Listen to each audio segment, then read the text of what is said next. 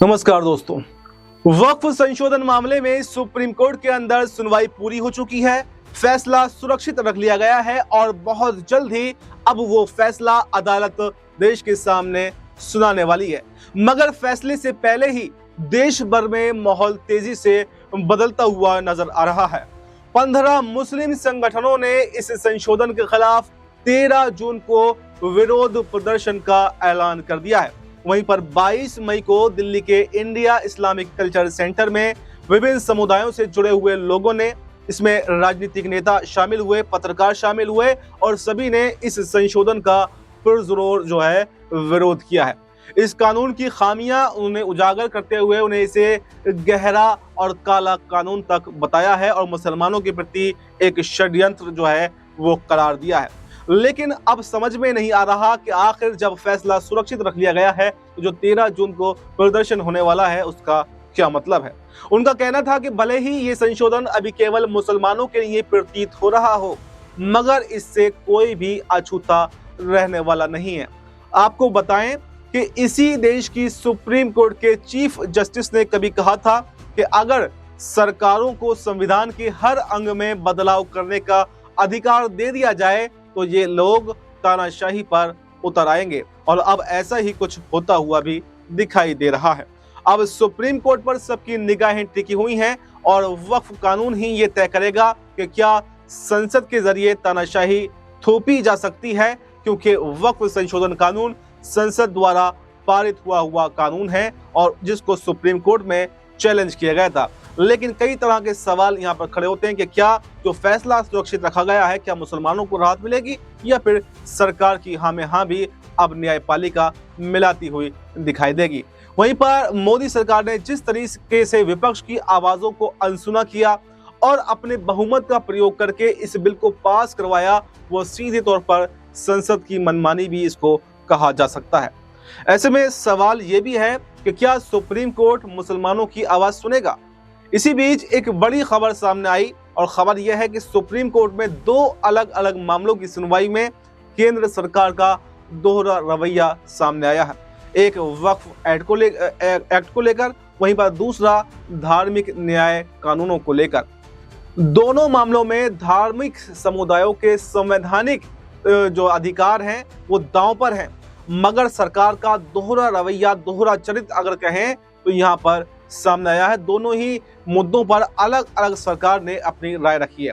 चलिए आपको बताते हैं। 22 मई 2025 को सुप्रीम कोर्ट में वक्फ संशोधन अधिनियम को चुनौती देने वाली याचिकाओं पर सुनवाई हुई थी और कुछ हिंदू याचिकाकर्ताओं ने 1995 के वक्फ एक्ट और 2025 के संशोधन को इस आधार पर चुनौती दी थी कि इससे बहुसंख्यक समुदाय के अधिकारों का हनन होता है। वहीं पर कुछ लोगों का इस पर यह कहना था कि पहले मामला हाई कोर्ट में जाना चाहिए था, मगर केंद्र सरकार ने इसको सीधा समर्थन नहीं किया। इस पर सॉलिसिटर जनरल तुषार मेहता की प्रतिक्रिया वो भी सामने आई और तुषार मेहता ने कहा कि ये संविधान से जुड़ा हुआ मामला है और इसको हाई कोर्ट में नहीं बल्कि सीधे ही सुप्रीम कोर्ट को ही सुनना चाहिए था। आपको बताएं कि वक्फ कानून को लेकर देश भर में सड़कों से लेकर संसद से लेकर हर जगह हंगामा हुआ, लेकिन अब नजरें इसी पर बनी हुई है कि आखिर क्या फैसला इस पर आने वाला है। मुख्य न्यायाधीश BR गवई और जस्टिस AG मसी ने कहा कि अब हम 1995 एक्ट की चुनौती को बिल्कुल भी नहीं सुनेंगे। अब बात करते हैं 15 अप्रैल 2025 की एक सुनवाई के बारे में। सुप्रीम कोर्ट मंदिरों के प्रशासन से जुड़े हिंदू धार्मिक न्याय कानूनों को चुनौती देने वाले मामले की सुनवाई कर रहा था और इस मामले में यह बात सामने आई कि दक्षिण भारतीय राज्यों जैसे तमिलनाडु, आंध्र प्रदेश, तेलंगाना और पांडुचेरी के कानूनों को लेकर वो सुनवाई चल रही थी, जो मंदिरों के प्रबंधन को नियंत्रित करने का मामला था।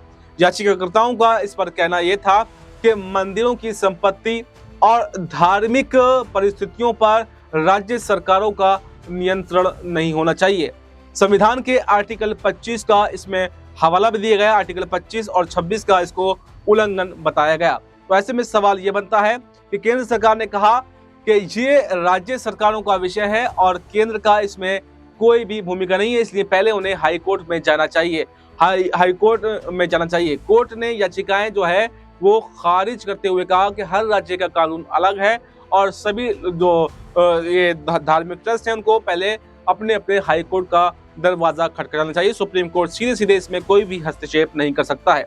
वहीं पर अगर बात कर लें एडिशनल सॉलिसिटर जनरल के एम नटराज की, तो उन्होंने कहा था कि मंदिर कभी भी सरकार के अधीन नहीं हो सकते हैं। धर्म का शासन में दखल नहीं होना चाहिए और शासन का धर्म अगर होता है तो फिर धर्म में निष्पक्षता नहीं बचेगी। तो ऐसे में बड़ा सवाल ये बनता है कि जब मंदिरों के मामले को राज्य सरकारों का विषय कहकर पहले उन्हें सुप्रीम कोर्ट से बाहर कर दिया जाता है, उन्हें हाई कोर्ट जाने के लिए कहा जाता है, तो फिर ऐसे ही वक्फ को लेकर जब मामला आया तो सुप्रीम कोर्ट में क्यों सुना जा रहा है, इनको हाई कोर्ट में क्यों नहीं भेजा गया? क्या मुस्लिम समुदाय से जुड़े हुए मुद्दों पर सरकार ज्यादा संवेदनशील तरीके से अपनी बातों को रखती है, उस पर राजनीति करती है? और दूसरा सवाल ये भी बनता है कि उसमें साफ साफ कहा गया है कि ये मंदिरों में अगर सरकार का हस्तक्षेप बढ़ता है तो ये धार्मिक स्वतंत्रता का उल्लंघन है। तो ऐसे ही तो मुसलमान जो है वो मांग कर रहे हैं। हिंदू याचिकाकर्ताओं ने इस दोहरे रवैये को वोट बैंक की राजनीति भी बताया और वकील विष्णु शंकर जैन ने सवाल उठाया कि जब एक समुदाय का मामला हाईकोर्ट जा सकता है तो फिर दूसरे समुदाय के मामले में आखिर अपवाद क्यों है? सरकार अक्सर खुद को हिंदू हितैषी बताती है, चाहे राम मंदिर का मामला हो, चाहे काशी का मामला हो, चाहे वृंदावन कॉरिडोर का मामला हो, या फिर संभल की शाही जामा मस्जिद का मामला ही क्यों ना हो। ये जैसे भी प्रतीकात्मक कार्यों से उसका चेहरा हिंदू सेंट्रिक बनता हुआ जा रहा है, लेकिन जब बात संवैधानिक अधिकारों की आती है तो सरकार का रवैया कुछ अलग ही दिखाई देता है। अब अदालत ही नहीं बल्कि जनता भी पूछ रही है कि सरकार आखिर चाहती क्या है, सरकार का आखिर इस पर मंशा क्या है। तो ऐसे में सवाल ये भी उठ रहे हैं कि जो फैसला सुप्रीम कोर्ट के द्वारा सुरक्षित रखा गया है, जो वक्फ पर फैसला सुरक्षित है, अगर वो फैसला सरकार के विरुद्ध आता है, यानी मुसलमानों को अगर राहत मिलती है, तो क्या मोदी सरकार उस फैसले को भी पलट देगी? क्योंकि वक्फ अधिनियम के खिलाफ देश भर में विरोध हुआ, मीटिंग्स हुई, डिमॉन्स्ट्रेशन और जलसे हुए, लेकिन कौमी तंजीम में तारिक अनवर के नेतृत्व में दिल्ली में बड़ा कन्वेंशन किया गया और साफ कहा गया कि वक्फ अमेंडमेंट एक्ट किसी भी हालत में मंजूर नहीं किया जाएगा। ये केवल मुस्लिमों का मुद्दा नहीं है बल्कि भारतीय संविधान की आत्मा पर भी सीधे सीधे हमला है।